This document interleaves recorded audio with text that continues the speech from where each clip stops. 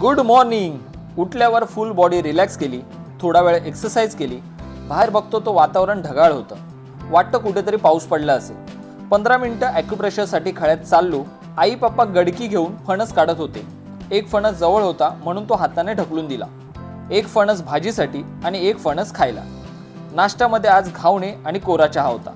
Super Maugham म्हणजे माझी आई, तिने फणस तो फोडला, गरे काढले आणि ते मी गरे खाल्ले। बगीराचा पाय दुखत होता म्हणून डॉक्टरांना घरी बोलवलं। त्यांनी बगीराच्या डुंगणावर एक इंजेक्शन दिलं। आजचा जेवणाचा मेनू होता फणसाची भाजी आणि भात। नेहमीप्रमाणे आईने भाजी टेस्टी बनवली होती।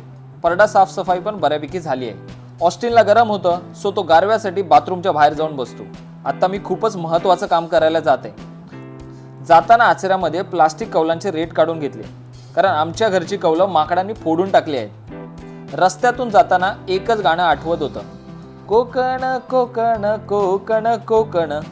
इतकं सुंदर आपलं कोकण आहे की जिवंतपणे स्वर्ग पाहिला असं वाटतं। फायनली आम्ही आमच्या डेस्टिनेशनला पोहोचलो। बऱ्याच दिवसांनी आंबे पाहिले आणि पूर्ण ताट साठमाट करून टाकलं। सो हे होतं ते माझं महत्त्वाचं काम, आंबे घेऊन येणं। माझा मित्र सन्मान, त्याच्या ओळखीने आम्हाला हे आंबे मिळाले।